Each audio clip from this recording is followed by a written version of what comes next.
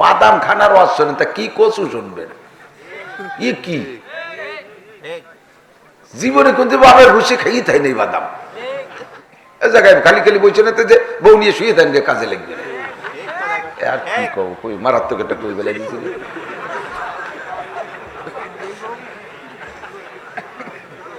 না কই পারি নাই, তাই কইছি, যা কব কইছি, ফেরত হবে না। মহিলাকে কোনোদিন সসিদা তিথি দেখছেন বলে কথি পারবেন না। বাড়ির মহিলার যারা নামাজ পড়ে ওনাকে জীবনে ওয়াজিব তর কয় না, ওয়াজিব জানেই না। এই পৃথিবী ভাজকস ঠিক আছে, গাড়ি যাকেই ঠিক আছে, কোন জায়গা কোন সময় যাই দিতে সব মিল আছে বুড়ো। এই পৃথিবী যেমনই আছে তেমনই পড়ে রবে। এই যে গেলে আইডিও যাই।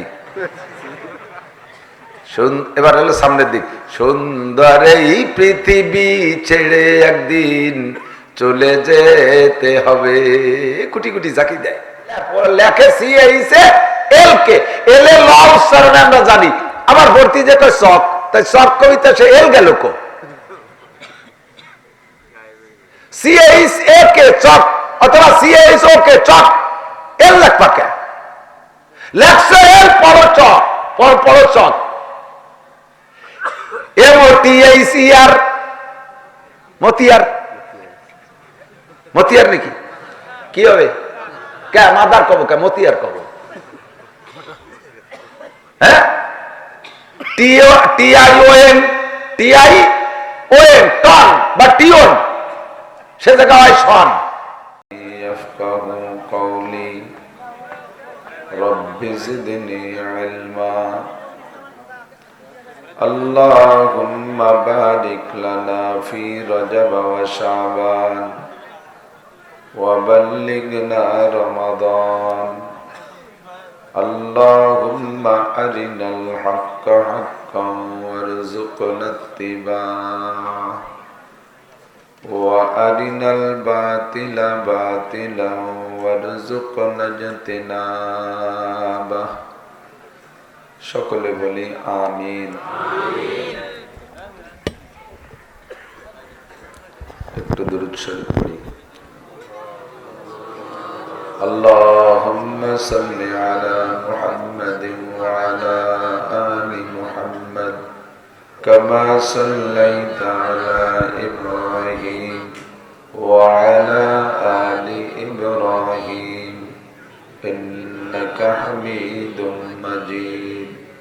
আল্লাহুম্মা বারিক আলা মুহাম্মাদিন ওয়া আলা আলি মুহাম্মাদ কামা বারাকতা আলা ইব্রাহিম ওয়া আলা আলি ইব্রাহিম ইন্নাকা হামিদুম মাজিদ। আমুরিয়া গোরস্থান কওমি মাদ্রাসা এতিমখানার উদ্যোগে আয়োজিত 29তম বার্ষিক ওয়াজ মাহফিল। মাহফিলের সম্মানিত সভাপতি দাওয়াতি উলামায়ে কেরাম, মাদ্রাসার সুযোগ্য সুদক্ষ মোহতামিম সাহেব হুজুর, আসাতিজা কেরাম, আজিজ আমতুলাবা, এই অঞ্চলের অনেক অনেক উলামায়ে কেরাম, আইম্মায়ে মাসাজিদ, প্রাণপ্রিয় দেশবাসী, গভীর রাত, শাবান মাসের প্রথম রাত, জুমার দিনের পরে সপ্তাহের প্রথম রজনী, আর মাত্র 1 মাস পরে আসতেছে সাইয়্যিদুশ শুহুর, সমস্ত মাসের নেতা মাস রমজান মাস।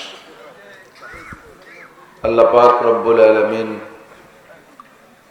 আমুরিয়া মাদ্রাসার পক্ষ থেকে আয়োজিত এই নুরানি কুরআনি জলসায় আমাদেরকে এই গভীর রাত পর্যন্ত বসে কিছু হিদায়াতি কথা বলা শোনার সুযোগ ও তৌফিক দান করলেন, এজন্য শুকর আদায় করি আলহামদুলিল্লাহ।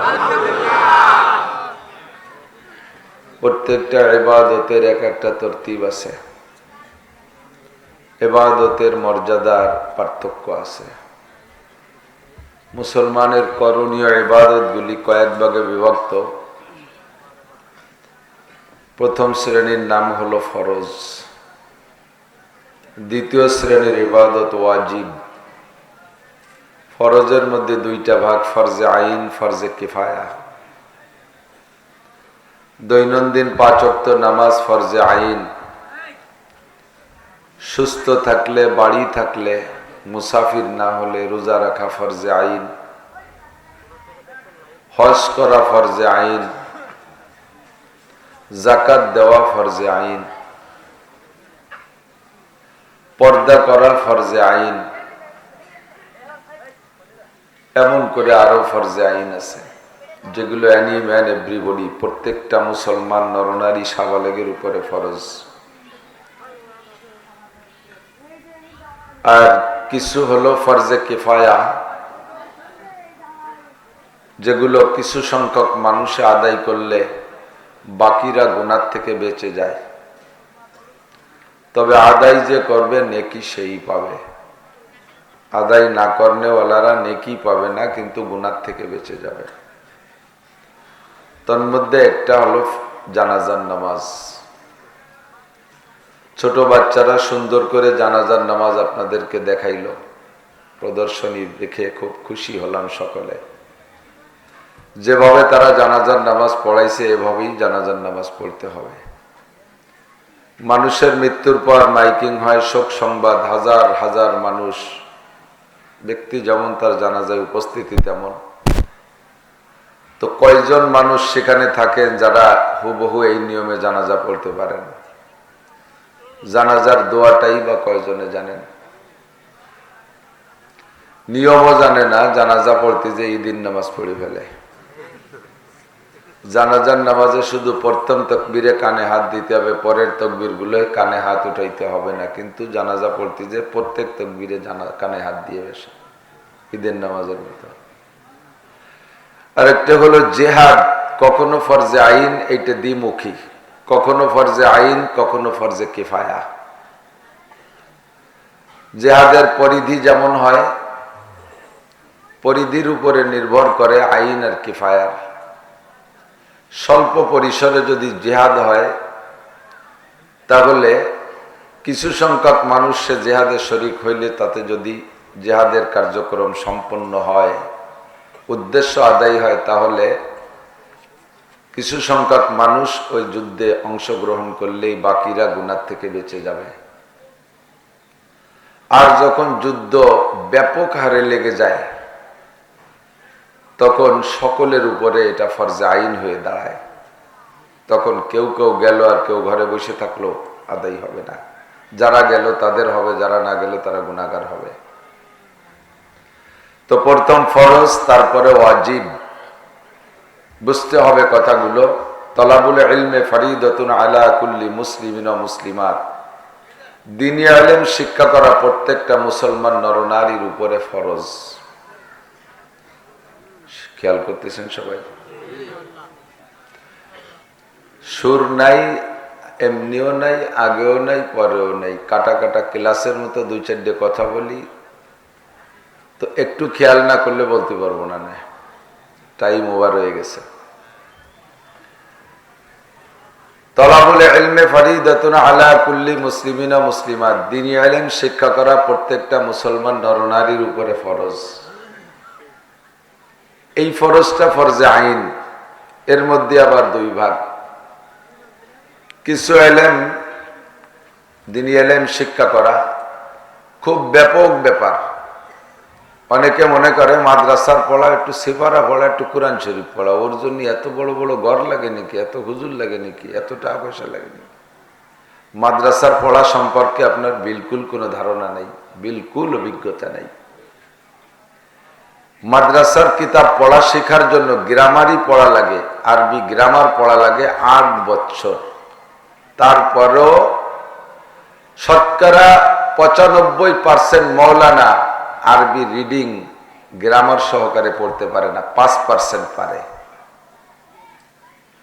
স্কুল কলেজের বই পুস্তক পড়েন আপনারা, দিন রাত মিলে কয় ঘন্টা পড়েন, কত তাল বাহানা এর মধ্যে করেন। ক্রিকেট খেলেন, ফুটবল খেলেন, পাঙ্কু মারেন, সফরে যান, আগান বাগানে ঘোরেন, মোবাইল নিয়ে সময় নষ্ট করেন, কতটা করেন, তারপরে A+ পান।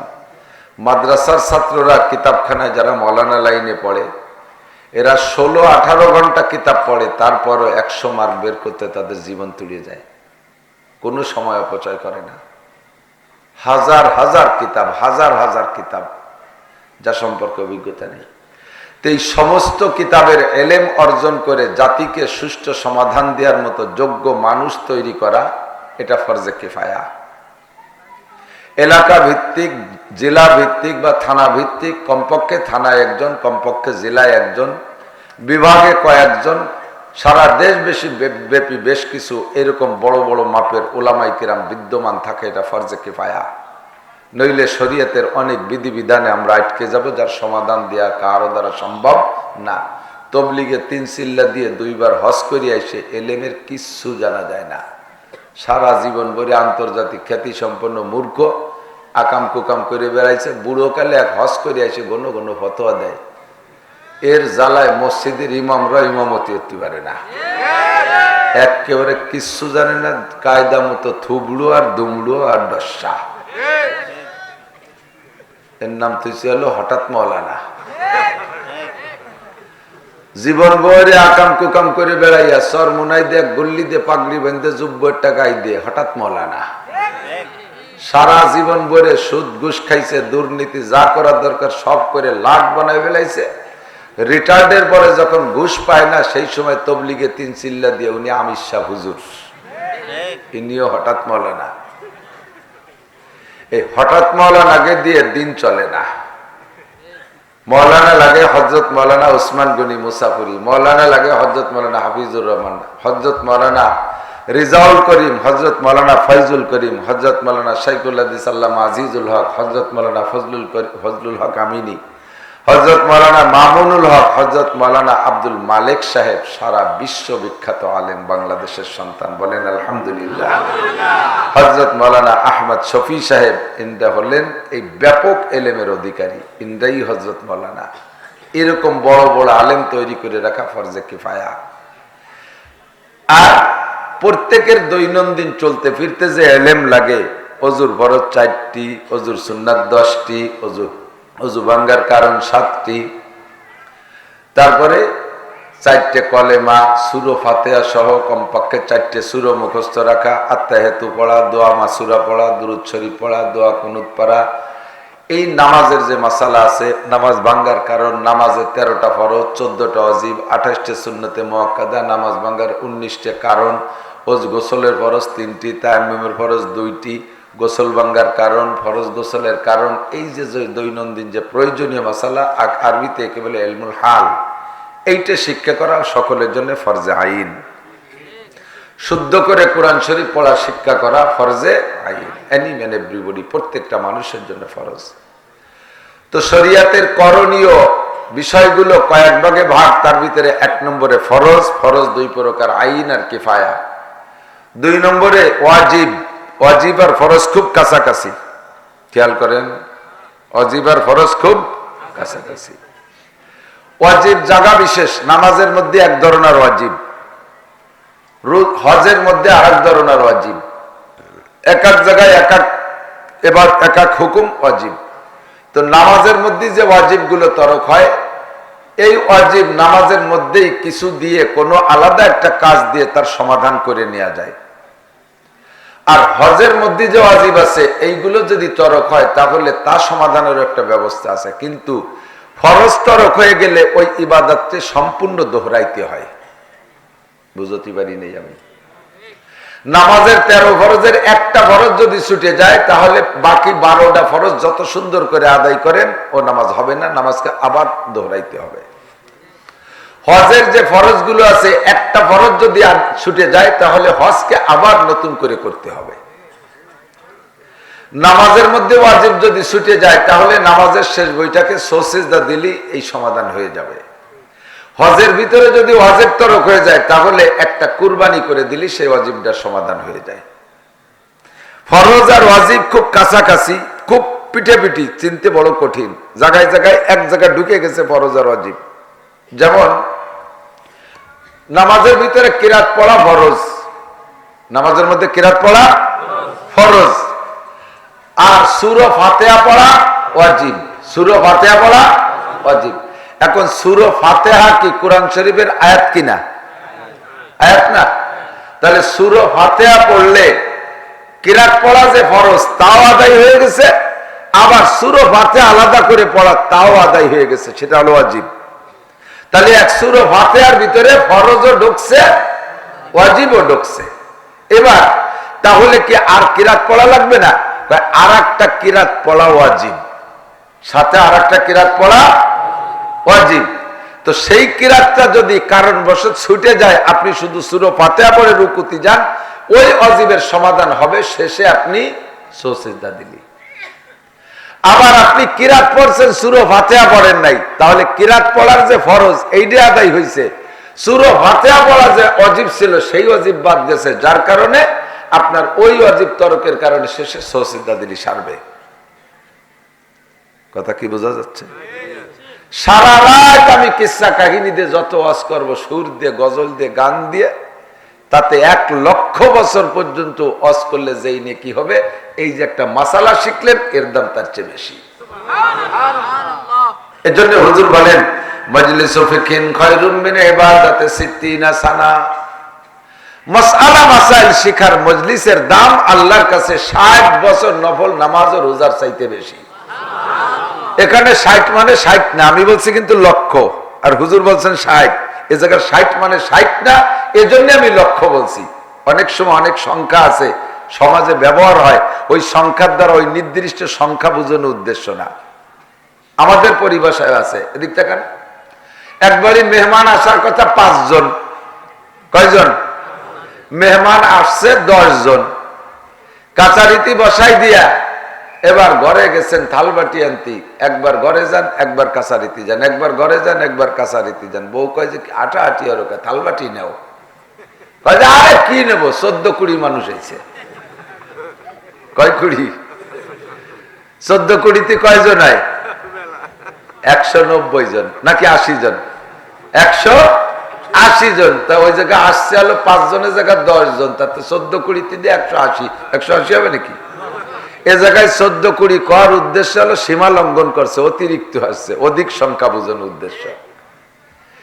সূরা কদরের ফজিলত, লাইলাতুল কদরি খায়রুম মিন আলফি শাহর। শবে কদর একটা রাত, যেই রাত্রে এক রাত্রে ইবাদত করলে আপনার আমলনামায় 1000 মাস ইবাদতের নেকি দেওয়া হয়। এ জায়গা 1000 মাস মানে 84 বছর 4 মাস না, 1000 মাস হলো হাজার হাজার মাস। হাজার হাজার মাস ইবাদত করলে যেই নাকি, লাইলাতুল কদর এক রাত ইবাদত করলে তার চেয়ে বেশি নাকি। বলি সুবহানাল্লাহ। নবী পাক বলেছেন একটা মাসালা শুনলে শিখলে আপনার আমলনামায় 60 বছর নফল নামাজ ও রোজার নেকি। এখানে 60 মানে 60 না, 60 মানে হাজার হাজার বছর নফল নামাজ ও নফল রোজার নেকি। কারণ কিয়ামতের ময়দানে আল্লাহ পাক একটা নফলও জিজ্ঞেস করবে না, আপনাকে জিজ্ঞেস করবে না সবে মেরাজ উপলক্ষে রোজা রেখেছিলে কিনা, সবে বরাত উপলক্ষে রোজা রেখেছিলে কিনা। ও বান্দা, তুমি নফল নামাজ কত পড়েছো? আবিনিস্টার চাষ তাহাজ্জুদের নামাজ পড়েছো কিনা? সবে বরাত সবে কদরে নফল নামাজ পড়েছো কিনা? জিন্দেগিতে কিয়ামতের ময়দানে নফল ইবাদত সম্পর্কে জিজ্ঞাসা করা হবে না, কিয়ামতের ময়দানে জিজ্ঞাসা করা হবে ফরজ আর ওয়াজিব আর সুন্নাত সম্পর্কে। কাজী লক্ষ বছর যদি হায়াত পান, লক্ষ বছর নফল ইবাদত করলে যেই নাকি ফজরের 2 রাকাত ফরজ নামাজ টাইম মতো পড়লে তার চেয়ে কোটি কোটি গুণ বেশি নাকি। আর ফরজ নামাজকে সহি করার জন্য যেই মাসালা লাগে, তার একটা মাসালা যদি আপনার না জানা থাকে, হতে পারে সারা জীবন ভরে যত ফরজ নামাজ পড়ছেন সবগুলো বাতিল হয়ে গেছে, কিয়ামতের ময়দানে ধরা খাবেন। কাজেই এমন একটা মাসালা শোনার কারণে আপনার জীবনের বাকি ফরজ নামাজের যে ভুলটা ছিল, ওই ভুলগুলো আর কোনোদিন হবে না। এইরকম একটা মাসালার দাম লক্ষ লক্ষ বছর নফল ইবাদতের চাইতে বেশি। খেয়াল করেন নাই? ভালো এরিয়া নামাজে 13টা ফরজ আছে, একটা ফরজ যদি ভুল করে ছুটে যায়, মনে ওঠার পরে আবার ওই ফরজ নামাজকে দোহরায় পড়তে হবে। নামাজের মধ্যে যদি মনে পড়ে, নামাজ ছেড়ে দিয়ে আবার নতুন করে পড়তে হবে।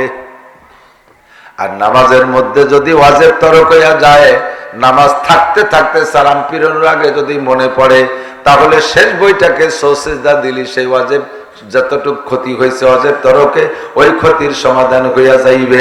এক নামাজের ভিতরে 3টে 4টে 5টা ওয়াজিব যদি ছুটে যায় তাহলে একটা সজদায় একবারে সজদায় যথেষ্ট হবে। এবার আপনার তো এই সমাধানটা জানতে হবে। ভালো করে মনে রাখেন, মসজিদের ইমাম সাহেব যারা ইমামতি করে, ইমাম সাহেবরা খেয়াল করবেন, মসজিদের ইমাম সাহেব যদি ইমাম সাহেব তো নামাজ পড়ায় 5,000 7,000 10,000 20,000 50,000 বাংলাদেশে ঢাকা শহরে বড় বড় পয়সাওয়ালা ইমাম আছে। যে হারেই বেতন পেয়ে ইমামতি করেন না কেন, ইমামের নামাজ যদি ভুল হয় পিছনে যত মুসল্লি আছে সকলের নামাজই ভুল। জোহরের নামাজ পড়াইছে ইমাম সাহেব, ইমামের জোহরের নামাজ হয় নাই। এই মসজিদে যদি 500 মুসল্লি থাকে, 500 মুসল্লির নামাজই হয় নাই, কিয়ামতের ময়দানে আল্লাহ পাক তারিখ দইরা ডাক দেবে, এই অমুক মসজিদের বাইতুল মামুর মসজিদের বাইতুল নূর মসজিদের মুসল্লিরা এদিকে আসো, তোমাদের জোহরের নামাজ দেখাও। এক এক করে ডাকবে আর দেখবে আব্দুল খালেক মোল্লা, মালেক মোল্লা, জামাল কামাল, লালটু বল্টু, জুয়েল টুয়েল টুলু লুলু সবাইরে ডেকে ডেকে কবে জোহরের নামাজ দেখা। খাতায় দেখবেন আগে পরের নামাজ আছে 29 তারিখ, 30 তারিখ, 31শে জানুয়ারি জোহরের নামাজ নাই। কি ব্যাপার, তোরা গোষ্ঠী শুধু জোহরের নামাজ মিস করলি কেন? জিয়াফত খাতি গেছিলে নাকি? জোহরের নামাজ কেউ বলিস নেই, ঘটনা কি এক পড়া কয় আল্লাহর কিরে আল্লাহ জোহরের নামাজ পড়ছি। বিশ্বাস না হয় ইমাম সাহেবের কাছে শোনো, ইমামই তো আমাকে পড়াইছে, ইমাম সাহেবের কাছে শোনো। এবার আল্লাহ বলবেন তোমার মসজিদের মুসল্লিদের জোহরের নামাজ নাই কেন? কয় আল্লাহ নাই কেন তা তো করতে পারবো না, আমি তো পড়াইছি, ওরা তো সবাই পড়ছে, উপস্থিত সবাই ছিল, হয়তো তোমার ফেরেশতারা ভুল করে লেখে নাই। ফেরেশতারা বলবে লা তুকাল্লিম, কথা কইস না, চুপ থাকবি, বাড়াবাড়ি করলে কিন্তু ইমাম সাহেব তোরে অ্যারেস্ট করবো। ফেরেশতাদেরকে আল্লাহ বলবেন কি ব্যাপার, এদের জোহরের নামাজ লেখো নাই কেন? কয় আল্লাহ পড়ে নাই, তার লেখবো কি? কয় ওরা দি কয় একে অপরের সাক্ষী দেয়, ইমাম কয় আমি পড়াইছি, ওরা কয় ইমাম পড়াইছে, উভয় উভয়ের সাক্ষী, এখানে নামাজ নাই কেন? কয় আল্লাহ নামাজের সমস্যা হয়ে গেছে, ইমাম সাহেবেরই নামাজ হয় নাই। ইমাম সাহেবের জোহরের নামাজ হয় নাই কেন? ইমাম সাহেব ওযু বানাইছে, টেপের নিচে পা পাইতে ধরে টেপ চালাইতে পারে, ডলা ঘষা করছে, 2 আঙ্গুলের মাঝখানে চিপার মধ্যে শুকনো, শীতকাল শুকাইছিল, ও জায়গা পানি পৌঁছায় নাই। ওই ইমাম সাহেবের সে জায়গা পানি না পৌঁছানোর কারণে ওযু হয় নাই। আর ইমামের ওযু হয় নাই বলে তার নামাজ হয় নাই, আর ইমামের নামাজ হয় নাই বলে পুরো গোষ্ঠী শুদ্ধ মার খাইছে।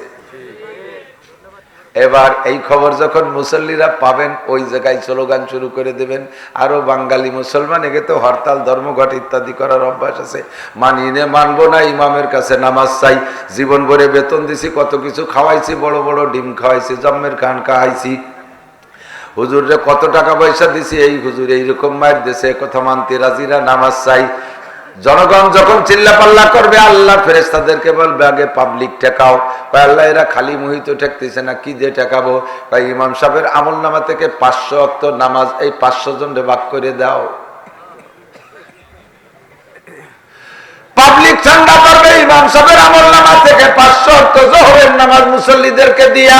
এবার ইমামরে ধরো, ইমামরে কিভাবে ধরবো? কয় ইমামের একা ওয়াক্ত 500 ওয়াক্ত তো বাদ হয়ে গেছে, তার আমল নামা থেকে মাইনাস হয়ে গেছে 500 ওয়াক্ত। একা ওয়াক্তের জন্য 230 কোটি 40 লক্ষ বছর জাহান্নামে পুড়িয়ে তারপরে ইমাম বেহেশতে যাবে, মুসল্লিরা চলে যাক আগে আগে। এই কথা সব ইমামের জানা আছে, এই কথা সব ইমামেরই জানা আছে। কাজে ইমামরা কত সতর্কতার সাথে নামাজে দাঁড়ায়, খেয়াল করেন নাই? বাদাম খানার ওয়াজ শোনেন, তা কি কচু শুনবেন? কি জীবনে কিন্তু বাবার বসে খাইয়ে তাই নেই বাদাম, এই সেই কচু এই জায়গা বসে খাতে হবে। একেবারে লজ্জা উঠে যাবেন, দেখবেন যে জায়গায় জায়গায় টুল্লা টুল্লা খুশা রয়েছে পড়ে। একসাথে 2 কাজ জীবনে করে দিন ভালো না, বিশেষ করে মুখের কাজ আর কানের কাজ, এই দুটি একসাথে হবে না। এই জায়গায় খালি খালি বলছে না যে বউ নিয়ে শুয়ে দেন, কাজে লাগবে আর কি কব, মারাত্মক একটা কই বেলা দিয়েছিল।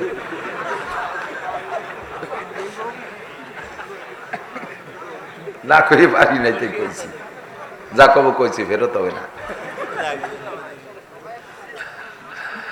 আল্লাহু আকবার। আমার দিক তাকান, কি বলছি কোন তো? ইমাম সাহেব জানে এত বড় বোঝা আমার কাছে, তাহলে ইমাম কত সতর্কতার সাথে নামাজে দাঁড়ায়। নবী পাক সাল্লাল্লাহু আলাইহি সাল্লাতু ওয়াস সালামের মতো ইমাম কি জগতে এসেছে আর আসবে? আল্লাহু আকবার। আসরের নামাজ 2 রাকাত পড়ে হুজুর সালাম ফিরিয়ে দিয়েছে। সালাম ফিরানোর পরে 3 রাকাত পড়ে সালাম ফিরিয়ে দিয়েছে। 2 রাকাত না, 3 রাকাত। 3 রাকাত পড়ে সালাম ফিরিয়ে দিয়েছে। পিছনে সাহাবায়ে কেরাম নীরবে বসে রয়েছে, চুপ করে কথা কয় না। কিছুদিন আগে আসরের নামাজের ভিতরে 2 রাকাত পড়ছে, বাইতুল মুকাদ্দাসের দিকে ফিরে 2 রাকাত হওয়ার পরে জিবরাইল কয় ফাওয়াল্লি ওয়াজহাকা শাতরাল মসজিদিল হারাম, হুজুর এই নামাজের মধ্যে আপনি কিবলা পাল্টায় দেন, এখন থেকে নামাজ পড়বেন কাবা ঘরের দিকে। মসজিদটা ছিল এমন, যারা দেখছেন হাজী সাহেবরা মসজিদে জুল কিবলাতাইন মদিনায়, মসজিদে যাইয়া মসজিদটা ছিল বাইতুল মুকাদ্দাসের দিকে, এই দিক ছিল মেহরাব। এই মুসল্লিরা সব পিছন দিয়ে যখন কইছে কিবলার দিকে ফেরেন, কিবলা হলো এই দিক, কিবলা পিছনের দিক। এখন ওই জায়গা দাঁড়ায় যদি পিছনের দিক ফেরে তো মুসল্লিরা সামনে হয়ে যায়, ইমাম সাহেব পিছনে, মুসল্লি সামনে, নামাজ হবে নাকি?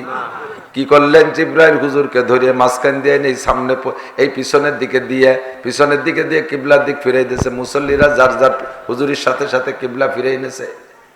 4 রাকাতের ভিতরে 2 রাকাত হওয়ার পরে কিবলা পাল্টায় এনেছে। আজকে আবার কয়েকদিন পরে যাই আর 3 রাকাতে সালাম ফিরে দিছে। সাহাবায়ে কেরাম চুপ করে বসে রয়েছে। না জানি হয়তো জিবরাইল নামাজের মধ্যে হুজুরকে শিখাই দিয়েছে, এখন থেকে আসরের নামাজ 3 রাকাত, মাগরিব যেমন 3 রাকাত, আসরের এরকম 3 রাকাত। এই বয়তে সাহাবায়ে কেরাম না কথা না বলে চুপ করে বসে রয়েছে। ইতিমধ্যে এক সাহাবার উপাধি হলো জুলিয়াদাইন। ওই সাহাবার হাত একটু তুলনামূলক লম্বা বেশি, জুলিয়াদাইন মানে লম্বা হাতওয়ালা। ওই সাহাবা সাহস করে দাঁড়ায় গেছে, দাঁড়ায় বলতেছে ইয়া রাসূলুল্লাহ আকুসিরাতিস সালাতু আম নাসিতা, হুজুর নামাজ কি আল্লাহ কুমাইয়া 3 রাকাত ফরজ করছে আসরে, নাকি আপনি ভুলিয়ে 3 রাকাত পড়াইছেন? হুজুর জবাব দিলেন মা নাসিতু আমা কুসিরাত, আল্লাহ নামাজ কুমাই দেয় নাই, আমিও নামাজ ভুলে 3 রাকাত পড়াই নাই। হুজুরের বিশ্বাস যে 4 রাকাতই পড়াইছেন, হুজুরের বিশ্বাস 4 রাকাতই পড়াইছে। এর জন্য হুজুর বলেন আল্লাহ নামাজ কমায় দেয় নাই, আমিও নামাজ কম পড়ি নাই। হুজুর যখন স্বাভাবিক মিজাজের জবাব দিয়েছে, ধমক দিয়ে জবাব দেন নাই।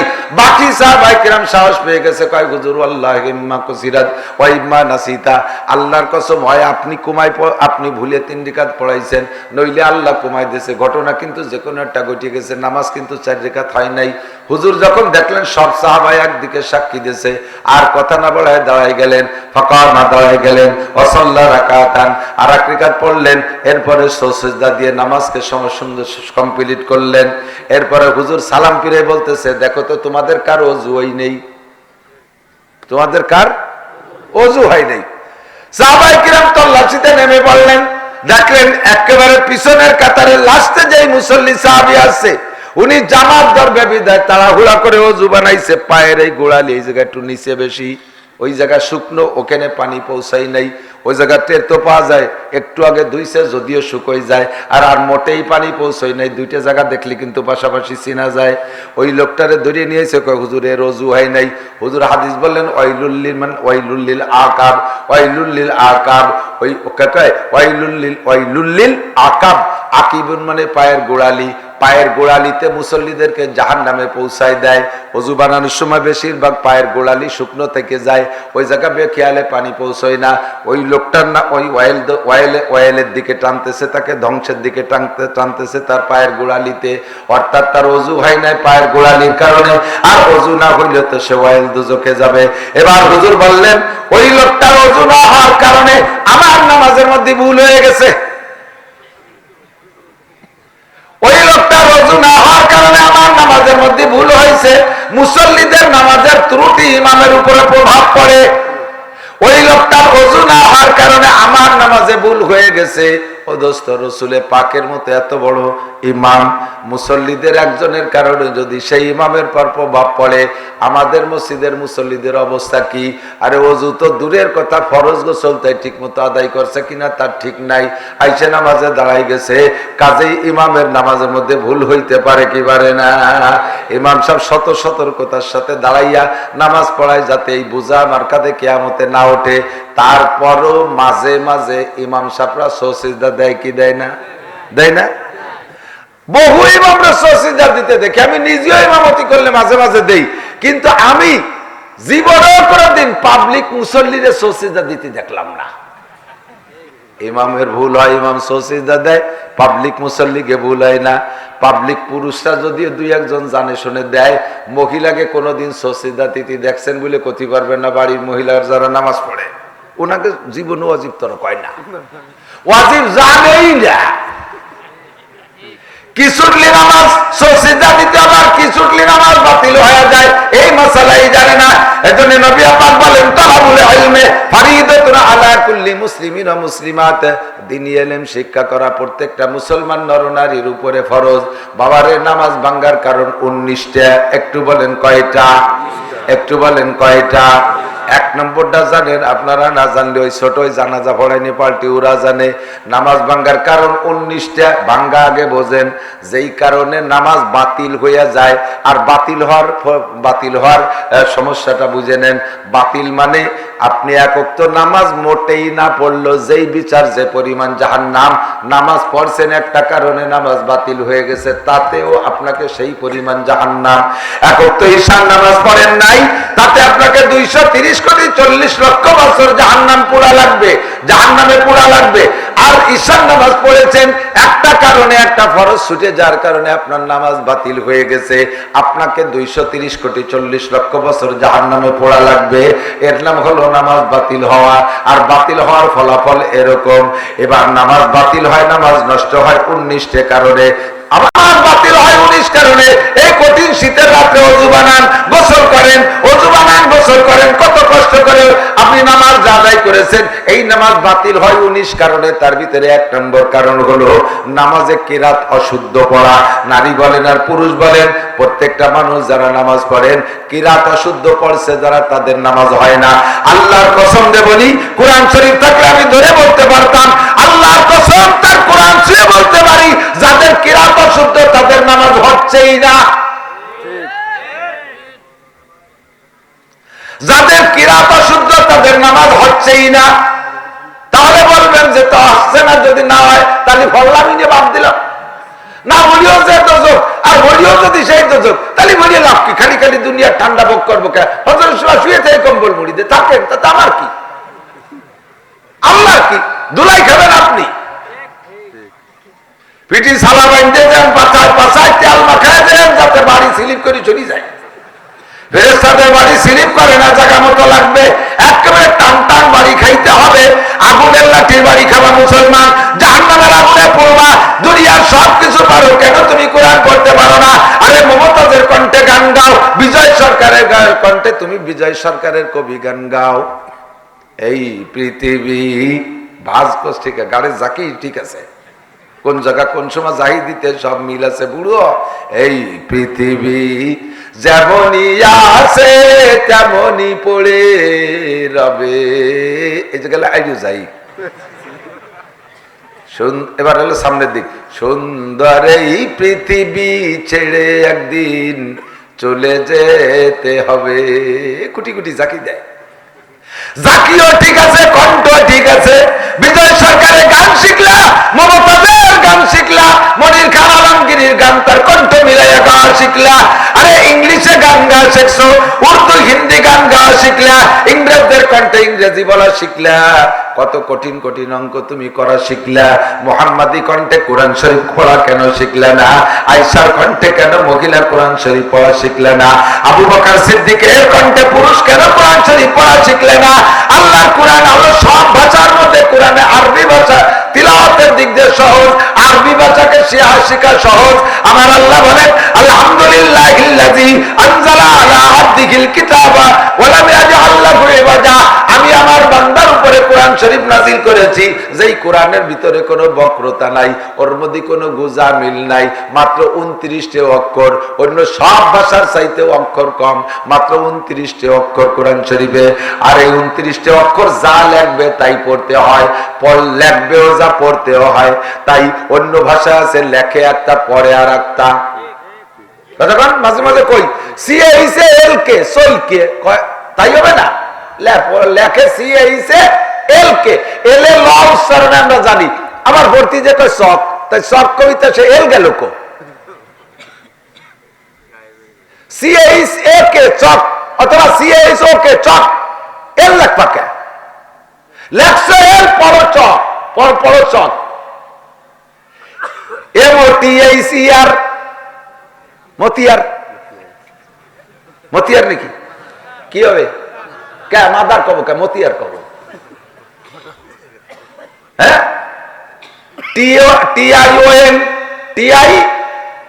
টন বা টিওন সে জায়গা হয় সন লেখে ট পড়ে স লেখে জ পড়ে গ তা যদি সব জায়গা জ্বর জিরে গ পড়তো তাহলে কথা ছিল বার্গার লেখতে জি দিয়ে লেখে সে জায়গা পড়ে বার্গার খাবার বার্গার আবার রং যে বার্জার ওটা লেখে জি দিয়ে সে জায়গা পড়ে জি এক জায়গায় জি এক জায়গায় জি রে জ পড়ে আর এক জায়গায় জি রে গ পড়ে এক জায়গায় টি রে ট পড়ে এক জায়গায় টি রে ত পড়ে আর এক জায়গায় টি রে দ পড়ে আর এক জায়গায় টি রে স পড়ে এত আইরিও বাইরিও বানা করলি তা সে কিভাবে ইংরেজি ভাষার ভিতরে এইরকম উল্টো পাল্টা বাংলায়ও গুজামিল আছে এদিক তাকান আমার গোপালগঞ্জি কই গঞ্জ গঞ্জ লিখতে শেষের অক্ষর বানান করেন দি কি দিয়ে কি দিয়ে বানান জানলে লেখতি আর ভর্তি আয় বাংলা বানান করতে আপনি হেরে যাবেন গঞ্জ লিখতে গ তারপরে ইয়ের সাথে জ ইয়ের সাথে সংযোগ দিয়ে জ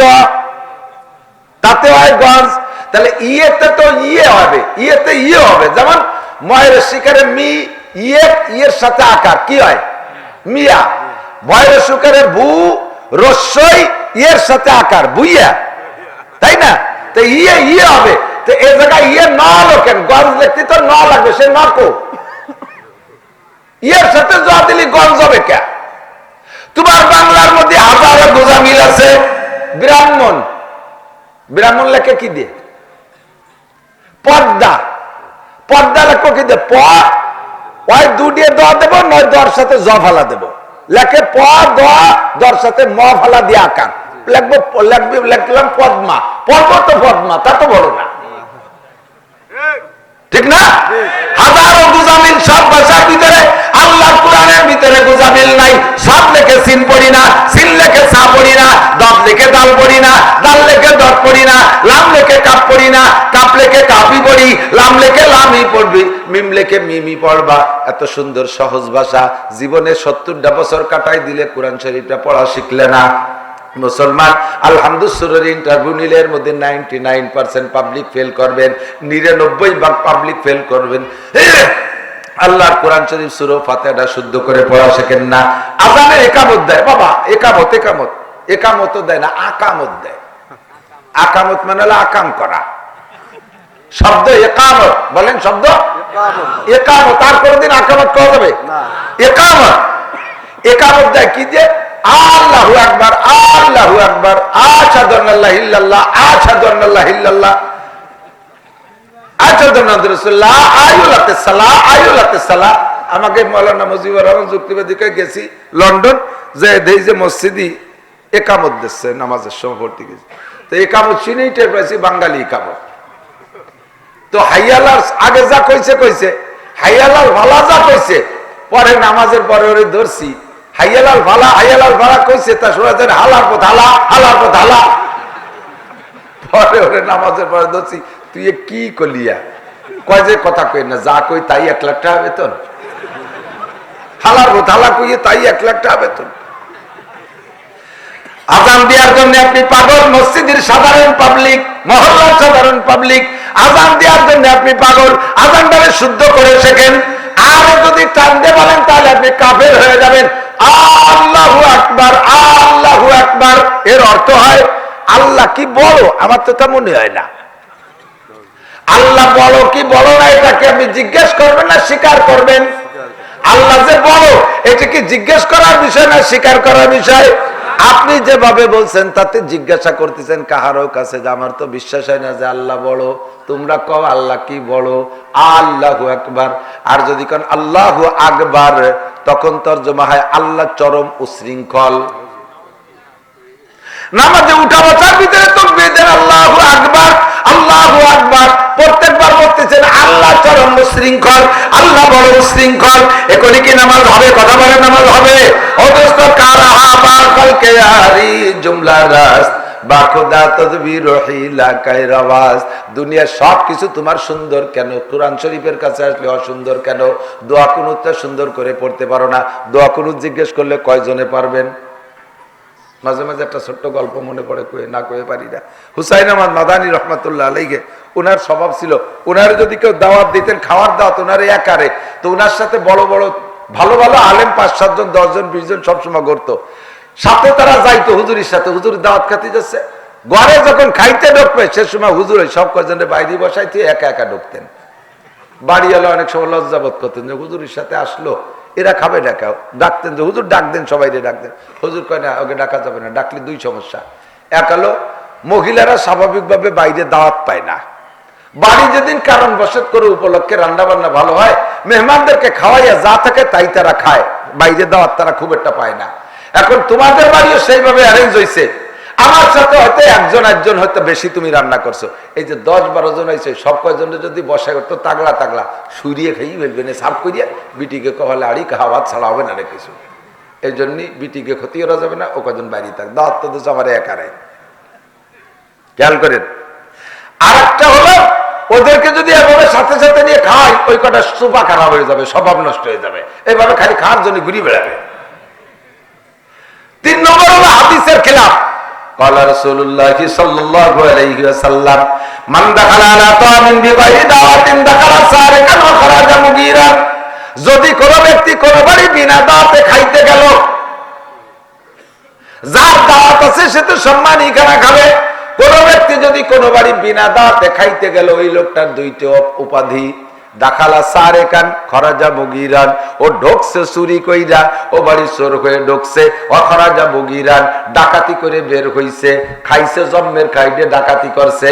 আর চোররে তো আর কেউ দাওয়াত দিয়ে নেয় না, ও বিনা দাওয়াতে গেছে চোরের মতো, ও চোর আর ডাকাত। আপনাদের দেশে প্রথা আছে কিনা জানি না, আমাদের গোপালগঞ্জে যথেষ্ট এই প্রথা আছে, যদি বিয়েতে 50 জনের দাওয়াত হয়, 75-80 জন যায়। এদিকে আছে নাকি? হ্যাঁ, এদিক 50 যায়, বেশি যায়। 50 যদি 51 জন যায়, 51 নম্বর যদি কেউ বেশি যায়, ওই 51 নম্বর জন চোর আর ডাকাত। চোর আর ডাকাত, চোররে কেউ দাওয়াত দেয় না, ওরাও দাওয়াত দেয় নাই। আর বেদায়েতে গুলো গেলে জন্মের গিলা, ওকে গোস্ত ওটা দিয়ে ছাড়া যায় না, আসে যেমন শামুক গেলে, ওর খালি গেলে দেয় আর ও বাচ্চা চলে যায়, বিষ খালি ফেলে দেয়। ডাকাতি করে বের হয়, হুজুর কয়গুলো চোর আর ডাকাত। দাখালা সারেকান খরাজা মুগিরান, 100 কইলে 100 যাবেন, একজনও বেশি যাবেন না। 50 করে 50 যাবেন, একজনও বেশি যাবেন না। মাদানী রহমাতুল্লাহ আলাইহি বলেন, হাদিসে যেহেতু নিষেধ আছে, এই কয়জনের দাওয়াত দেয় রে, ওরা চোর হয়ে ঢুকবে, ডাকাতি করে বের হবে, এইটা করতে দেওয়া যাবে না, থাক বাইরে থাক। এই কথা সারা ভারতের ভিতরে প্রসিদ্ধ ছিল যে হুসাইন আহমদ মাদানীর সাথে যারা আসে, তাদের দাওয়াত যদি আগে না দেওয়া হয়, হুজুর খাওয়ার সময় তাদেরকে ঢুকতে দেয় না। আমাদের দেশে দেখেন পিসাব, সর্বনয় পিসাব হুজুরের সাথে দেখছি, হুজুরের দাওয়াত দেশের সাথে আনুমানিক 2-4 জনের ব্যবস্থা রাখে। সে জায়গা 3টে হাইয়ার বইরে আইছে, শেষে হুজুরই সিট পায় না। এই সাথের গুলাবিল এইগুলো ভিতরে ঢুকে জায়গা দখল করে, সিট দখল করে ফেলে, শেষে হুজুরই জায়গা পায় না। এই কথা চোর আর ডাকাত, অত লোককে খাওয়া সুসদ্য। মাদানী রহমাতুল্লাহ আলাইহি বলেন, খাইতে দেওয়া যাবে না। এই কথা সারা ভারতের ভিতরে প্রসিদ্ধ হয়ে গেছে। এবার মাদানী রহমাতুল্লাহ আলাইহি একবার জমিদারের বাড়ির মাহফিলি গেছে। জমিদারের বাড়ি তো জমিদারি ব্যবস্থা সুন্দর, এরকম হাজার হাজার মানুষ হয়ে গেছে। এবার জমিদার জানে হুজুরের সাথে 10-12 জন আসছে, কিন্তু ওই 10-12 জনের তো উনি দাওয়াত দেয় নাই। জমিদার জানতে পারছে যে ওই কয়জনের দাওয়াত যদি আগে হুজুরের কাছে না দেওয়া হয়, খাওয়ার সময় হুজুর একা খাইতে যাবে, ওই আলেম কয়জন বাইরে বসে থাকবে। এই জন্য বয়ান চলাকালে শেষের দিক দিয়ে হুজুরের কানে কানে বলে আসতেছে, হুজুর আপনার সাথে যারা আইছে সব কয়জন কিন্তু আমার বাসায় খাবে, একটু বলি দিয়েন। হুজুর আচ্ছা ঠিক আছে। বলার সাথে সাথে হুজুর সবাই কিন্তু জমিদার বাড়ি খাওয়ার দাওয়াত, পুরো মাঠ ধরে দাওয়াত দিয়েছে। এখন এই সূর্য জমিদার কাঁপতে কাঁপতে এসে হুজুর কাজ ধরছেন কি? হুজুর আমি তো বলি মাঠে রাজনীতি করি, আপনার সাথে যে কয়জন আছে? হুজুর কয় যে আমি না আসলে আসতো নাকি, সবই তো আমার সাথে এসেছে। আমরা বক্তারা না থাকলে আপনারা থাকবেন নাকি? সবাই আমাদের সাথে না। তুমি একটু আগে কইলি একটা হানা রাখতে কই উঠছো, কয় যে হুজুর যা আমার হয়ে গেছে ভুল, আমার ওখানে যাই হোক, তা একটু ওয়াজ একটু লম্বা করে দেন, আমি খাবার সাড্ডে বাড়াই ফেলি। আর এত মানুষের দাওয়াত দিয়েছেন, যখন না খাই কি করে বিদায় দেয়। হুজুরকে আমি আর রজ লম্বা করতে পারবো না, আমার রস শেষ, তুমি খাবার দাবার যা সই রেডি করো। কয় হুজুর মাঠ ধরে দাওয়াত দিলেন, তাকে না খাওয়াই নিলি তো আর একটা বেশ যেতি, একটু সুযোগ দেন, আমি চাইলে খাবার বাড়াই, ডাইল একটু লম্বা হয়ে ফেলে, মানে গরম পানি ঢেলে দিয়ে, আর যা আছে কোনো মতে এক ফুট ভাত দিতে পারি নাকি। হুজুর কইলেন যে না, যা আছে তাই রেডি করে। হুজুর তাহলে কি ইজ্জত বাঁচবে কি রে? কয় যে মিয়া ওই খার মানুষ হবে না নে। কয় যে হুজুর বলেন কি, জমিদার বাড়ির খাবারে তো সবাই বিরিয়ানি কারা চায় বসে রয়েছে, কাচ্চি বিরিয়ানি, খাসির বিরিয়ানি। কয় যে মিয়া তুমি ওই যা আছে রেডি করো তো।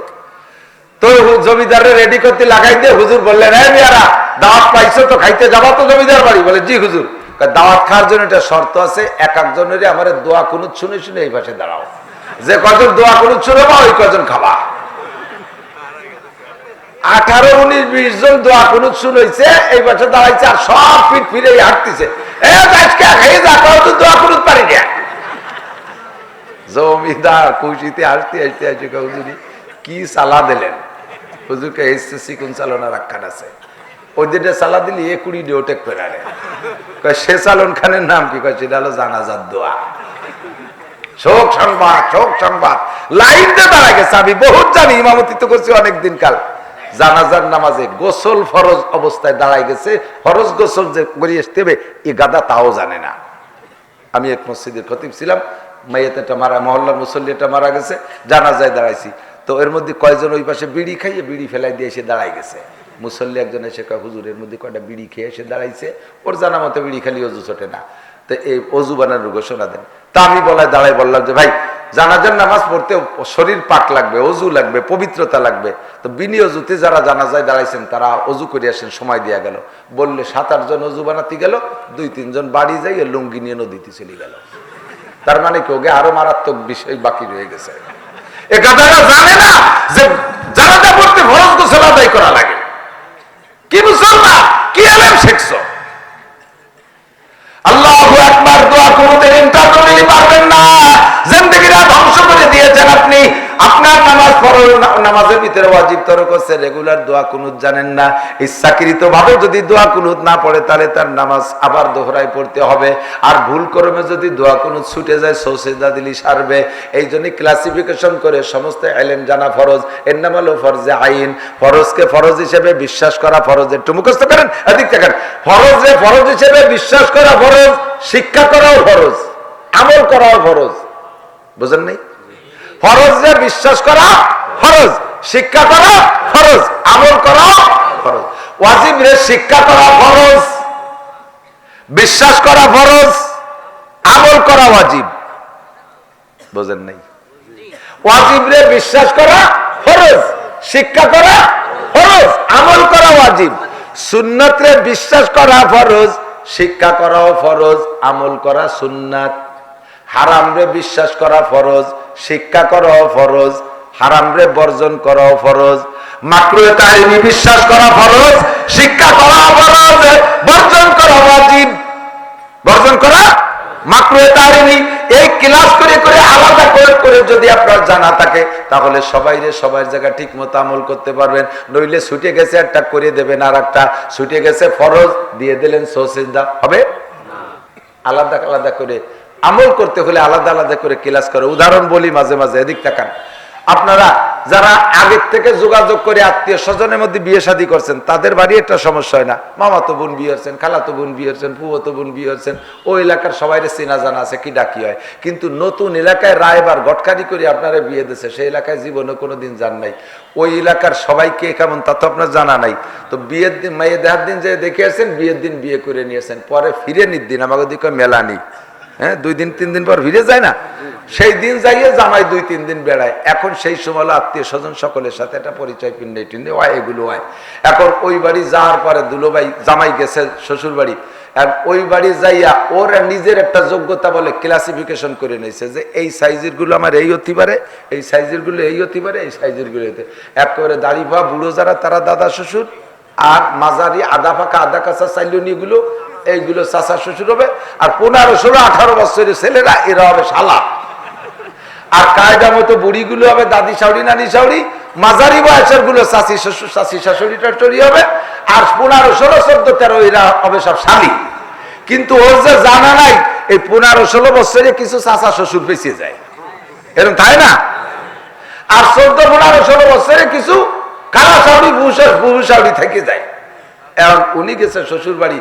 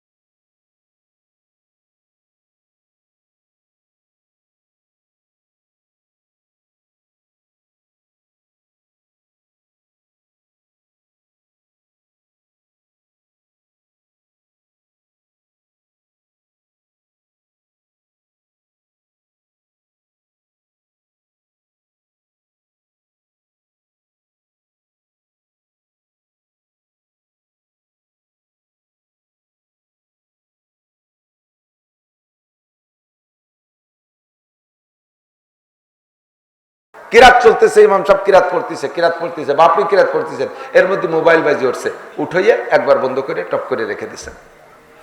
রুকুতে যাওয়ার আগে আগে আবার বাজি উঠছে। এই পাশে কথা কয় কারা? এই পাশে কথা কয় কারা? খুব জরুরি মাসালা, খেয়াল করতে হবে। এবার রুকুতে যাওয়ার আগে আবার বাজি উঠছে, আবার আপনি উঠে বন্ধ করছেন, খুব তাড়াতাড়ি বন্ধ করে রেখে দিচ্ছেন। 3 নম্বর বার রুকুতে যাওয়ার আগে আবার বাজি উঠছে, এবার আর বন্ধ করতে পারবেন না, একাদ্যলীয় পারবেন না। যদি 3 নম্বর বার আবার বন্ধ করেন তাহলে নামাজ একাদ্যে কাজ করার নামাজ ছুটে গেছে, এটাকে আমলে কাসির। রুকুতে যাওয়ার পরে বাজি উঠছে, তখন আবার বন্ধ করতে পারবেন, একবার 2 বার পারবেন। রুকুতে উঠার আগে 3 বার বন্ধ করতে পারবেন না। সিজদায় গেছেন, সে জায়গায় মোবাইল বাজি উঠছে, ওই একাদ্যে 2 বার বন্ধ করতে পারবেন। সিজদার ভিতরেও একাদ্যে সিজদা ধরে রাখছেন, একাদ্যে বন্ধ করছেন। নামাজের পবিত্রতা, মসজিদের পবিত্রতা রক্ষার্থে আপনাকে অনুমতি দেওয়া গেছে। কথা কি বোঝা গেছে?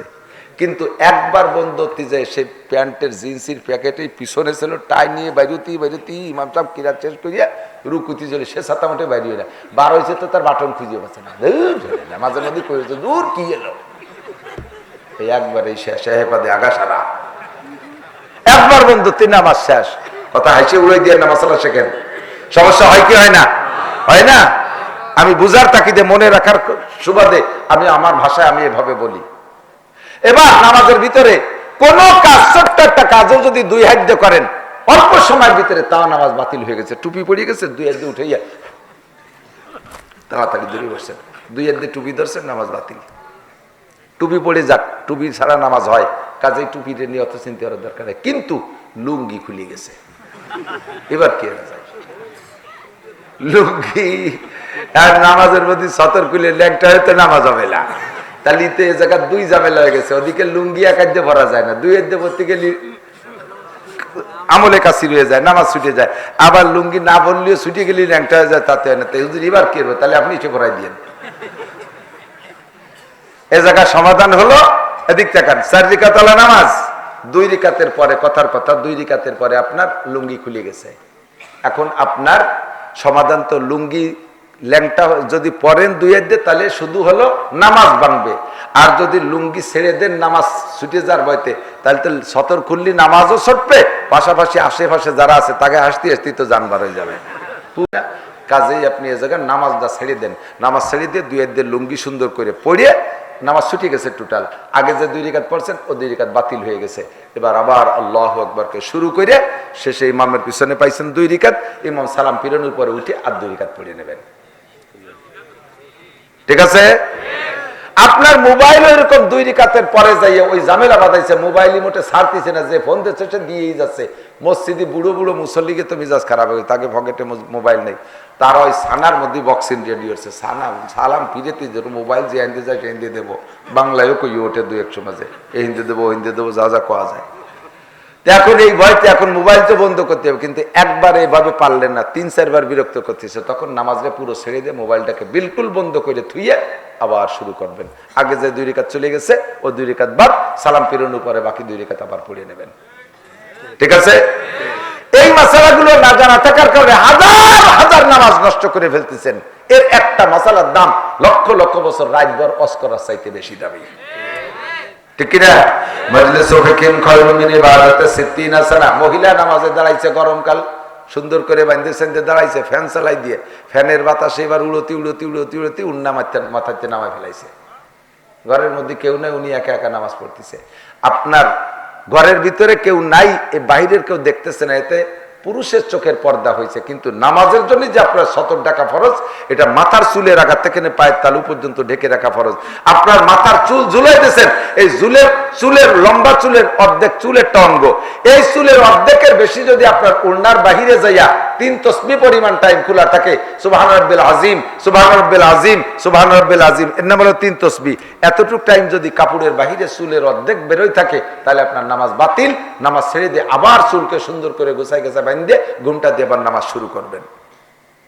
পুরুষরা নামাজে দাঁড়াইছেন, এদিক প্যান্ট পরছেন আর গেঞ্জি পরছেন, প্যান্ট গেঞ্জির যুগ চলছে তো, 60 মার তো বিরায় আম্মা বাদ হয়ে গেছে। প্যান্ট আর গেঞ্জি দাঁড়ানো থাকা অবস্থায় মোটামুটি 70 টাকা থাকে, সমান সমান আছে, বা একটু গেঞ্জি প্যান্টের উপর দিয়ে উঠে গেছে। যখন রুকুতে যাবেন টান খাইয়ে গেঞ্জিটা এদিক চলে আসে, প্যান্টটা নিচের দিক চলে যায়, ফাঁসার দুই গিরিয়ে বার হয়ে যায়, পিছন দিয়ে এতখানি বার হয়ে সাদা ফাঁকা ফাঁক দেখা যাচ্ছে। এই যে আপনাকে এই পাশে কোন দিক কুষ্টিতে আসতেছিলাম, আর মনে হয় যে এই সে ওই খাজুরা রোড কোন দিক, এই পাশে না, এই খাজুরা রোড দিয়ে কোন মসজিদে যেন নামাজ পড়তে ঢুকতেছি, সেই ঢুকবো এর ভিতরে ছোট একটু কেটে সিমরা, ও কয় যে হুজুর যাইয়েন না নামাজ পড়তে, মসজিদে ঢুকেন না।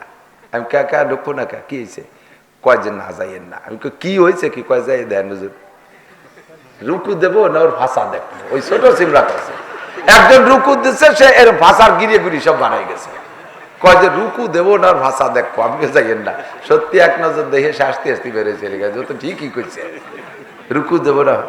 এই কাপড় এদিক থাকেন, পুরুষের 70 টাকা ফরজ, মাথায় টুপি নাই নামাজ হবে, গায়ে জামা নাই গেঞ্জি নাই তাও নামাজ হবে, হাঁটুর নিচে কিছু নাই তাও নামাজ হবে, নাভির উপর থেকে হাঁটুর নিচ পর্যন্ত এইটুকু হলো সত্রে গলিজ, এইটুকু হলো মূল ফরজ।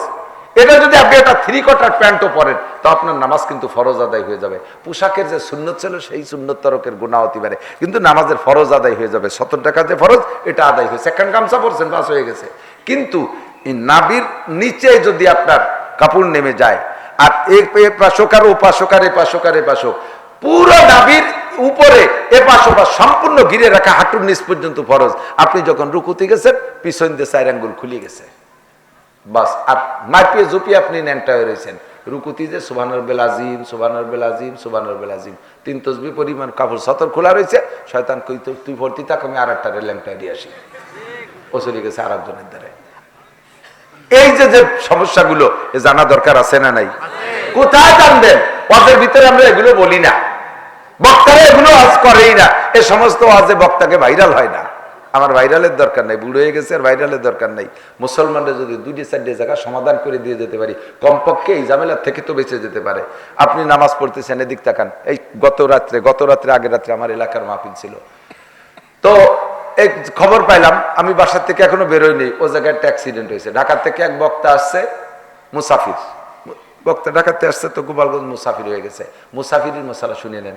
বাড়ির থেকে বেরোয় আরেকটা মশালা এসে গেল, আপনি বাড়ির থেকে বেরোইয়া দূরে কিলোমিটার, এখন তো গুগলের যুগ আসছে, যদি গুগল বুঝেন তো ভালো, না বুঝলে আগের জানা অবস্থায় মাইল হিসেবে 1760 গজে যে মাইল ছিল, আগের মাইল হিসেবে 48 মাইল দূরে যদি কোথাও যান, আর কিলোমিটার হিসেবে 78 কিলো, কত কিলো? বাড়ির থেকে বেরোইয়া 78 কিলো যদি দূরে কোথাও যান, সর্বনিম্ন 78 কিলো বা তার চাইতে বেশি যান, আর সেই এলাকায় যাইয়া আপনি 14 দিন বা তার চেয়ে কম থাকার নিয়ত থাকে, তাহলে এই কয়দিন আপনি বাড়ির থেকে বেরোয় নিজ ঈদগার মহল্লা থেকে বেরোয় যাওয়ার পরের থেকে আপনি মুসাফির। আপনাদের ঈদগাহ কোথায়? ধরে নেন সর্বোচ্চ আপনার ইউনিয়ন, আপনার ইউনিয়নের তো বেরোইয়া মাগুরা যাওয়ার সাথে সাথে আপনি মুসাফির হয়ে গেছেন। বলবেন যে আমি তো এখন 48 মাইলে আসিনি, ওই 48 মাইলে নিয়ত করে বেরোয় গেছেন, মাগুরা যাই আপনি মুসাফির। ওখানে যে আপনি জোহরের নামাজ 4 রাকাত পড়তে পারবেন না, 2 রাকাত ইচ্ছাকৃত যদি পড়েন তাহলে নামাজ পুরো বাতিল। আর যদি ভুলে 4 রাকাত হয়ে গেছে, মনে পড়ছে, সুজদা দিলি 2 রাকাত নফল, 2 রাকাত ফরজের খাতায় জমা হবে। কথা কি বোঝা গেছে? বোঝা গেছে?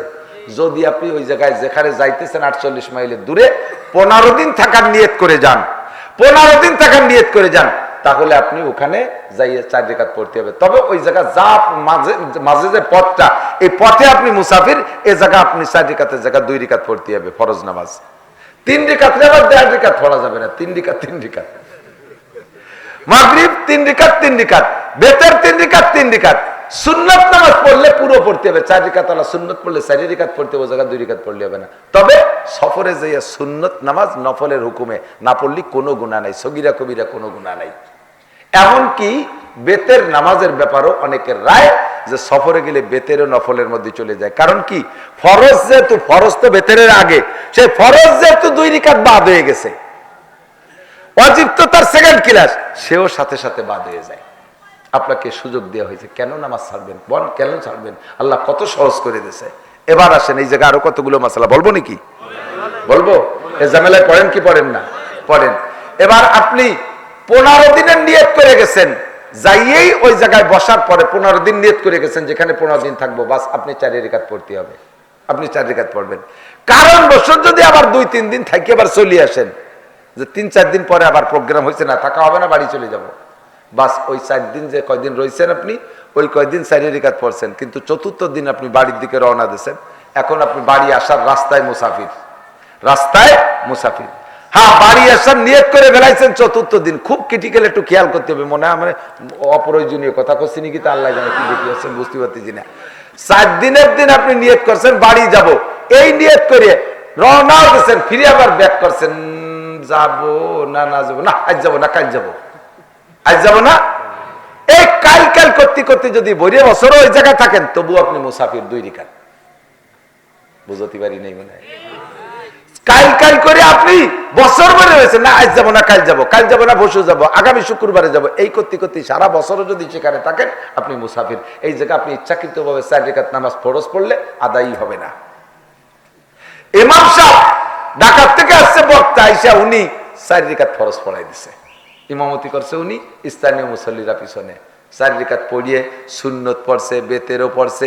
এরপরে একটু দোয়া মনা শুরু হয়ে যায়। আমারে ফোন দিয়েছে, হুজুর ঘটনা তাই ঘটছে, কি হতে হবে? আবার পড়তে হবে। আবার পড়বে যখন রেডি হয়েছে, এর মধ্যে আমি আবার চলে গেছি সে জায়গায়, দেখি যে ওনটা নামাজ শুরু করছে, পড়তেছে। নামাজ পড়িয়ে ফরজ 4 রাকাত স্থানীয় ইমাম দিয়ে পড়াইছে, ফরজ পড়িয়ে এবার মুসল্লিরা শুধু ফরজ পড়ে বেরোয় চলে যাচ্ছে। আমি কি ব্যাপার, ফরজ পড়ে বেরোয় যাচ্ছেন কে? বাকি নামাজ পড়বেন না? কে আগে পড়ছি না, ওই আগে যখন 4 রাকাত পড়ছিল সেই সময় বাকি সুন্নতার বেতের পড়ছে, এই জন্য আনার পড়বে না। এদিক তাকান। এরকম কারণে যদি একটু খোলাসা মশলা বলে দিই, আপনার যে যে নামাজের আগে, যে নামাজের ফরজ নামাজের আগে সুন্নতে মুআক্কাদা আছে, যেমন জোহরে 4 রাকাত, ফজরে 2 রাকাত, এই 4 রাকাত 2 রাকাত পড়া হয়ে গেছে। সমস্যা ধরা পড়ছে ফরজ নামাজে, বাস ফরজ নামাজে দোহরাই পড়লে হবে, আগের সুন্নত পড়া লাগবে না। কিন্তু ফরজের পরে যেই নামাজের ফরজের পরে সুন্নত বা অন্য বেতের আছে, এই নামাজের ফরজ নামাজ যদি বাতিল হয়ে যায়, তাহলে ওই সাথে সাথে যে সুন্নতের বেতের পড়ছিলেন ও বাতিল হয়ে গেছে, ওটাও বাতিল। এই ফরজের সাথে আবার সবগুলো পড়তে হবে, কারণ এগুলো অত্যাচার আগে পড়ে ফেলাইছেন। কথা কি বোঝা গেছে? এর একটা মাসালার দাম 60 লক্ষ বছর নফল ইবাদতের চাইতে বেশি। আর একটা মাসালা না বলে পারি না, সেটাও বলে দেই। এদিক তাকান। আপনি কোনটা আগে কব বুঝতে পারতেছি না, এইটাই কই যেটা নিয়ে বেশি ঝামেলা হয়। আপনি নামাজ পড়তেছেন, একা একাই পড়তেছেন, নামাজ পড়তে পড়তে শেষ বইটাকে দোয়া মাসুরা দুরূদ শরীফ সব পড়া হয়ে গেছে। এখন নিজের নামাজ তো একা একা বসে রয়েছেন, সালাম একটু পরেই ফিরেই দোয়া মাসুরা পড়িয়ে বসে রয়েছেন, সালাম একটু পরেই ফিরে, আর তো কেউ পিছনে ঝামেলা নাই, অন্য কেউ তোর বিরক্ত হতেছে না। দোয়া মাসুরা পড়ে চুপ করে খানিক বসে থেকে খানিক পরে আসসালামু আলাইকুম রহমতুল্লাহ, আসসালামু আলাইকুম। আপনি যদি এই সময় দোয়া মাসুরা শেষ হয়ে যাওয়ার পরে 3 তাসবিহ পরিমাণ অনর্থক বসে থাকেন ইচ্ছাকৃত ভাবে, যে একটু পরেই সালাম ফিরেই, তাহলে আপনার ওয়াজিব তরকটা ইচ্ছাকৃত ভাবে হয়েছে, এই নামাজকে আবার পড়তে হবে। আর যদি আপনার না জানা চোখে সালাম ফিরেছি কি ফিরে নেই এই সন্দেহের ভিতরে যদি টাইম বেড়ে যায়, তাহলে কমপক্ষে সিজদা ওয়াজিব হয়ে গেছে, সিজদা দিয়ে নামাজ সারতে হবে। অনেক জায়গায় ইমামরা ছোট ছোট যদি ইমাম হয়, পিছনে যদি বড় আলেম উলামা দাঁড়ায়, দেখা গেল ইমাম সাহেবের দোয়া মাসুরা পড়া হয়ে গেছে, পিছনে হুজুররা এখনো দুরূদ শরীফ পড়তেছে, জোরে জোরে, একটু বুড়ো হয়ে গেলে তো একটু ফসফস শব্দ হয়, ইমাম সাহেব আমার দিক গফুরুর রহিম হয়ে গেল, ওনার দিকে বারাক্তা। যদি এত তাড়াতাড়ি সালাম ফিরে দেয়, মুরব্বী নামারে দমক দিল, চুপ করে বসে রয়েছে, ওনাকে পড়া শেষ হোক, শেষে একসাথে সালাম ফিরে বানি, এই একসাথে সালাম ফিরে নিবি অপেক্ষা করে সবাই নিয়ে উনি চুপ করে বসে রয়েছে, পড়া শেষ হয়ে যাওয়ার পরে এই বসে থাকা যদি চুপ করে থাকে, সুবহান রাব্বিল আযীম, সুবহান রাব্বিল আযীম, সুবহান রাব্বিল আযীম, একটুক টাইম ইচ্ছা করে চুপ করে থাকে, তাহলে ইচ্ছা করে ওয়াজিব তরক করছে, এটা সিজদায় সারবে না। আর না জানার কারণে ভুল, আবার নামাজকে দোহরায় পড়তে হবে। আর যদি না জানা ভুল কারণে সালাম ফিরে করতে করতে যদি দেরি হয়ে যায়, তাহলে আবার সিজদা দিয়ে সেই নামাজকে কমপ্লিট করতে হবে, নইলে সমস্ত মুসল্লির নামাজ ইমাম সাহেব তোমার গাড়ে উঠছে। এখন বলবেন যে আমাকে তো বলা হয়নি, ইমাম সাহেবের বলা গেছে, তা আমরা কি করব? আপনার যদি আত্তাহিয়াতু যেটা এইটা পড়তে যদি বাকি থাকে, তাহলে ইমাম সাহেব সালাম ফিরে দেওয়ার পরও আপনি আত্তাহিয়াতুকে পুরো পড়ে দোয়া দুরূদ বাদ দিয়ে আত্তাহিয়াতু পড়িয়ে সালাম ফিরেবেন। আর যদি আপনার আত্মায়তু পড়ায় গেছে, দুরূদ শরীফ এক খাত পড়ছেন, এর মধ্যে ইমাম সাহেব সালাম ফিরে দিয়েছে, আপনার বাকিটুক পড়ার জন্য দেরি করলে আপনার আবার অজিব তরক হয়ে গেছে। ইমামের অনুসরণ করা ওয়াজিব, আপনি দেরি করতে পারবেন না, সাথে সাথে আপনি ইমামের সাথে সালাম ফিরে দেবেন। বলতেও পারবেন না হুজুর অত তাড়াতাড়ি পড়েন কে। এমনি পরে এক সময় বলতে পারতেন যে হুজুর আমরা তো বুড়ো হয়ে গেছি, আমাকে সরে কম তেল তেলে না একটু খসখসি হয়ে গেছে, আমি একটু সময় দিয়ে নিয়েছি, তাহলে ডকানি উঠানি এগুলি এভাবে বলতে পারেন, দমক দিয়ে বলতে পারবেন না। কথা কি বুঝে আসছে? খুব সতর্ক। আর একটা মশালা না বলে পারছি না, সূরা ফাতিহা পড়ছেন, এরপরে কোন সূরা পড়বেন ভাবতে ভাবতে টাইম চলে গেছে, সুবহান রাব্বিল আযীম, সুবহান রাব্বিল আযীম, সুবহান রাব্বিল আযীম, অজিব তরক হয়ে গেছে, সিজদা দিতে হবে। রুকু থেকে উঠেই আবার সিজদায় চলে গেছেন, আপনি অজিব তরক করছেন, ইচ্ছাকৃত ভাবে করছেন বিদায় নামাজ হয় নাই, আবার নামাজ পড়তে হবে। যদি ভুল করবে উঠে দাঁড়াইয়ে দেরি না করে রুকুতে চলে যান, তাহলে অজিব তরক করছেন, সিজদা দিলি সারবে। আপনিও সোজা হয়ে দাঁড়াইয়া একে বলে কওমা, কওমা ওয়াজিব। উলামায়ে কেরামের কাছে শুনে দেখেন, কওমা জলসা, কওমা মানে পুরো টান টান হয়ে দাঁড়িয়ে কমপক্ষে কতটুকু, সামি আল্লাহু লিমান হামিদা রব্বানা লাকাল হামদ, এই রব্বানা লাকাল হামদ বলা পর্যন্ত টান টান হয়ে দাঁড়ায় থাকতে হবে। আর আপনি উঠার সাথে দুদিয়ে মেরে দিয়েছেন, সামি আল্লাহু লিমান রব্বানা লাকাল হামদ, উঠে টান হওয়ার আগে দুদিয়েই সাফ করে ফেলাইছে। আপনার এই অনুমতি দেন, রব্বানা লাকাল হামদ টান টান হয়ে পারলে আর একটা দোয়া পড়বেন, হামদান কাসীরান তাইয়্যিবান মুবারাকান ফি, এতটুকু টাইম দাঁড়ায় থাকবেন। এত ব্যস্ততা কে কি জন্য? বিড়িটি টান দিছে না, বিড়ির টানে দেরি করতেছেন না। সিজদা থেকে উঠে সোজা হওয়ার আগে আবার সিজদায় চলে গিয়ে হুজুর বলে নেন কোন কারুকাতিল গোরাব, এগুলো কাউর ঠোকের মতো, মোরগের ঠোকের মতো ঠুকায়, মোরগের ঠোকের মতো ঠুকায়, কাউর ঠোকের মতো ঠোক দেয়। এই নামাজের ভিতরে চুরি করে।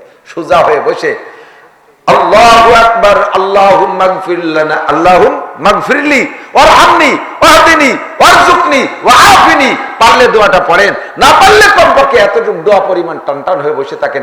ইচ্ছাকৃতভাবে দ্রুত গতিতে সোজা হওয়ার আগে আগে যদি সিজদায় চলে যান, আল্লাহর কসম আপনার নামাজ হয় নাই, ওই নামাজকে আবার পড়তে হবে। আর যদি ভুল ক্রমে চলে যান, সিজদা ওয়াজিব হয়ে গেছে, কমপক্ষে একটা না একটা হয়েই গেছে। কথা কি বোঝা গেছে? আমল করার তৌফিক দান করুন, বলেন আমিন। আল্লাহ তাআলা শরীয়তের বিধান জানার তৌফিক দান করুন, বলেন আমিন। আল্লাহু আকবার, ইয়ারফাইল্লাহু আল্লাযীনা আমানু মিনকুম ওয়াল্লাযীনা উতুল ইলমা দারাজাত। যে কথাগুলো বললাম এই কথাগুলো শিখবেন কার কাছ থেকে? জীবন ভরে 3 চিল্লা 14 চিল্লা দিলে কিতাবের থেকে এই কথাগুলো খুঁজে বের করতে পারবেন না, শোনা কথা আপনি সহিভাবে পৌঁছাইতে পারবেন না। এজন্য আল্লাহ পাক বলেন, কুল আতিউল্লাহ ওয়া আতিউর রাসূল, হে নবী উম্মতরে বলে দেন আল্লাহর হুকুমের অনুসরণ করো। কার হুকুমের অনুসরণ? আল্লাহর হুকুমের অনুসরণ করো। ওয়া আতিউর রাসূল, আর রাসূলের হুকুমের অনুসরণ এবং তার কর্মের অনুকরণ। খেয়াল করেন, রাসূলের হুকুমের অনুসরণ এবং তার কর্মের অনুকরণ করো। হুজুর কয় সাল্লু কামা রাআইতুমুনি উসাল্লি, আমারে তোমরা নামাজ পড়ো, আমাকে নামাজ পড়তে দেখো। ওয়া উলিল আমরি মিনকুম, এবার আল্লাহ পাক বলেন তোমাদের মধ্যে বিশেষজ্ঞ আলেম ওলামা যারা আছে তাদের অনুসরণ অনুকরণ করবা। জিন্দেগিতে কোন গায়ের আলেমের অনুসরণ অনুকরণ করলে ধোঁকায় পড়ে যাবা, সহি ইসলাম শিখতে পারবা না। সঠিক ইসলাম শিখতে হলে যোগ্য বিজ্ঞ আলেমের অনুসরণ অনুকরণ করো। আপনারা আমরা সাধারণ পাবলিক, আলেম হওয়ার সময় আমাদের নাই, আমাদের আলেম হওয়া আল্লাহ চায়ও না। আমাদের দৈনন্দিন ইবাদতের জন্য যতটুক মাসালা লাগে এতটুক মাসালা আমার জন্য শিক্ষা করা ফরজ। সামনে আসতেছে রমজান মাস, এদিক তাকান, তারাবির নামাজ কয় রাকাত? জোর হলো না? 8 রাকাত।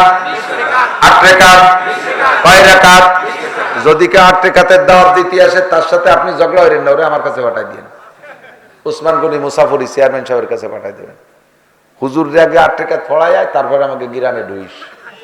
কথা বল, মূর্খকে শিখতে পারো, পাবলিকে শিখতে পারো, আলেমের কাছে আয়, আলেমরে পড়া, আমারে আগে তারাবির নামাজ 8 রাকাত পড়া, তাহলে তোর অত মেহনত করা লাগবে না।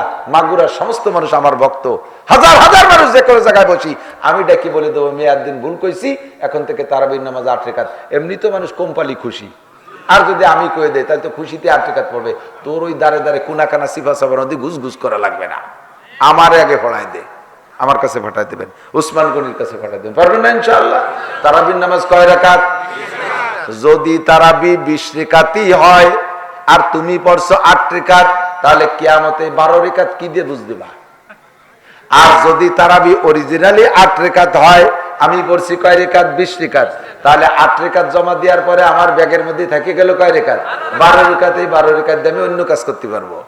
আচ্ছা, অন্য কাজের ব্যবস্থা আছে, সেটা হলো জিন্দেগিতে বহুত ফরজ নামাজ কাজা হয়েছে না, নামাজের পরিশোধ টাকা দিয়ে হবে না, নামাজের পরিশোধ রোজা দিয়ে হবে না, নামাজের পরিশোধ কোরআন তেলাওয়াত দিয়ে হবে না, নামাজের পরিশোধ নামাজ দিয়েই হতে হবে।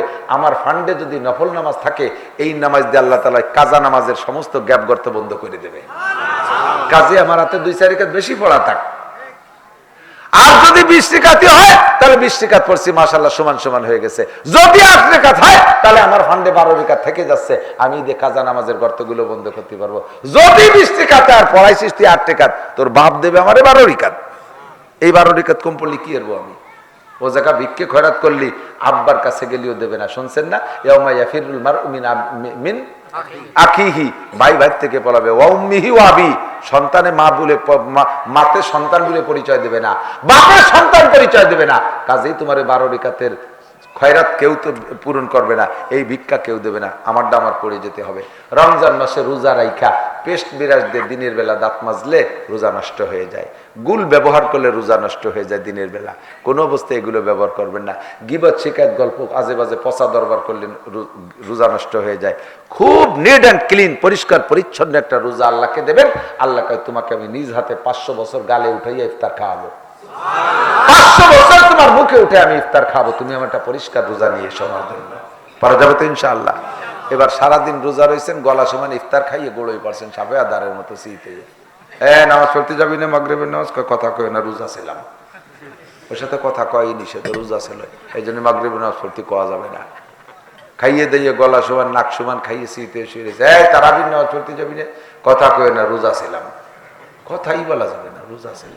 ওর গায়ে সোয়াই দেওয়া যাচ্ছে না, সেরাত সেরাত করে আগুন ধরে যাচ্ছে, শয়তানি যত। হুজুর বলেন কামিন সাইমিন লাইসা লাহু মিন সিয়ামিল্লাহ জামা, হাজার হাজার রোজাদার আছে যাদের রোজায় শুধু ক্ষুধা আর পিপাসার কষ্ট ছাড়া 1 পয়সারও লাভ নাই। তারা কারা? ইয়াসুমুন ওয়ালা ইউসাল্লুন, রোজা রাখে অথচ নামাজ পড়ে না। আছে না এরকম বহুত? কয় যে আমি 8 বছর বয়সে থেকে রোজা রাখা শুরু করছি, জীবনেও কোনোদিন আমার আব্বা ছাড়ি দিচ্ছে তবু আমি ছাড়ি নেই। নামাজ কয় নামাজই খালি পড়ি না। তুমি যে রোজা রাখছো 8 বছরে, সব ভূতির উপসতে 1 পাইরও কিছু পাবা না। ইয়াসুমুন ওয়ালা ইউসাল্লুন, নামাজ পড়ে না, রোজা রাখে। ইয়াসুমুন ওয়ালা ইস্তারিবুনাল হালাল আনিল হারাম, হারাম হালাল বাছাই করে খায় না, যা পায় তাই খেয়ে, সুদে টাকা দিয়ে সেহরি খায়, ঘুষির টাকা দিয়ে ইফতার খায়। 40 প্রকারের ইফতার পালেন কোথায়? ছিলাম আজকে, ডিউটি ছিল রাস্তায়, ট্রাকের সাথে মুসাফা করছে, আল্লাহ যথেষ্ট দিয়েছে। ট্রাকের সাথে মুসাফা করছে, মুরিদরা পিচ্চাপের সাথে মুসাফা করে, আর হুন্ডা ট্রাকের সাথে মুসাফা করে পকেট ভরিয়ে, তাই দিয়ে 20 প্রকারের ইফতারি কিনে নিয়েছে। সুরা এই ইফতারি খাইছিস যেখান দিয়ে বাইরে সেই জায়গা দিয়ে বের করে ছাড়বে ফেরেশতারা। বাংলা কলাম না কোন কোন জায়গায় দিয়ে বাইরে যায়, সুদের টাকা দিয়ে, সেরি ঘুষের টাকা দিয়ে ইফতারি, সুরা টাকা, গাঁজা এবা ফেন্সিডিল হিরোইন বেচা টাকা, টোন মন মারা টাকা, জাতির হক নষ্ট করা টাকা দিয়ে জম্মের খা খাইছো, বেশি দিন খাতি দিয়ে হবে না। সবগুলোকে মুহাজেরে ইন্ডিয়া, মুহাজেরে লন্ডন, মুহাজেরে সিঙ্গাপুর, বিভিন্ন দেশে হিজরত করতে পাঠাই দেওয়ার, বেশি দিন খাতি দেবো না। কথা বল ঠিক না? একদলের কথা শুনে হাসিয়ে দাও, তুমিও ইবরাত গ্রহণ করো, ওখান থেকে উপদেশ নাও।